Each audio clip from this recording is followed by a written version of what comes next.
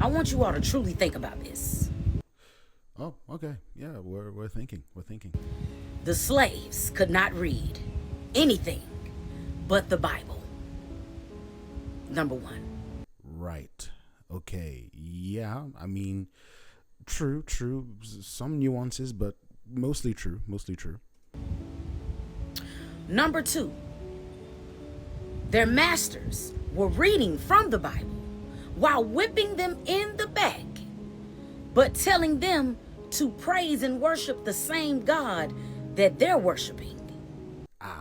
Okay. So there's a bit of understanding that we need to have here. Okay, let me paint a picture for you. Just follow me for a moment. Follow me for a moment. This here is a lady called Julie Sheriff, and there was some sort of a row that happened with someone else, and this other person took a comb that has a metal handle and stabbed her in the head with it, in her skull.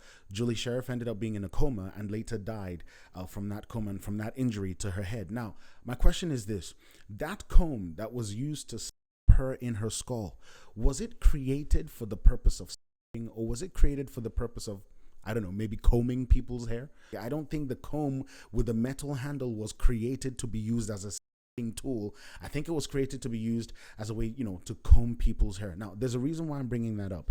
If you look at Christianity and you look at it, or you look at the Bible maybe, and you look at it as a tool for keeping people enslaved, then what you're doing is you're being dishonest in your interpretation of exactly what the scriptures were created for.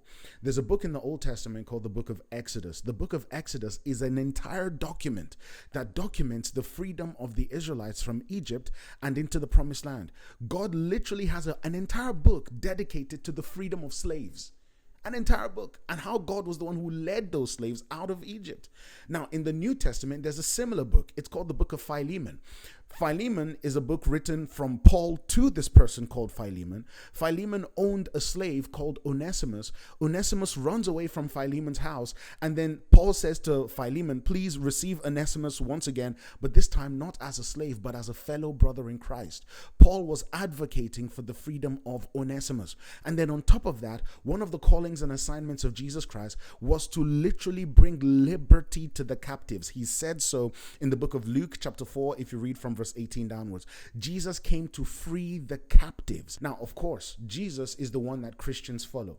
So what we do is we look at Jesus as the example for us. We look at him as how we should live our lives. He's what we look at as, okay, this is the epitome of perfect human behavior. That's Jesus Christ.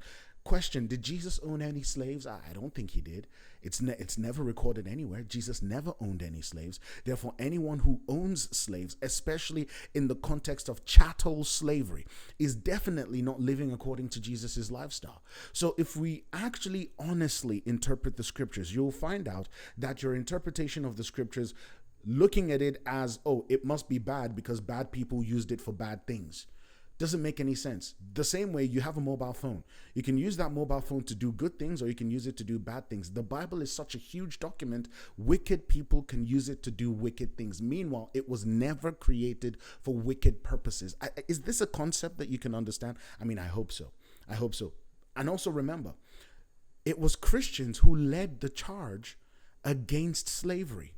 The vast majority of the abolitionists of the slave trade were Christians. You have the Quakers, who were in favor of abolishing the slave trade. William Wilberforce, who was also in favor of abolishing the slave trade. All of these were Christians. William Wilberforce partnered with a former slave whose name was Olaudah Equiano, something like that. And so these two partnered, and they brought about the abolition of the slave trade. So putting all of these pieces of knowledge together and understanding a little bit of philosophy, you will realize that actually to come to the conclusion that the Bible or Christianity must be bad because bad people used it for bad things is a shallow way of thinking.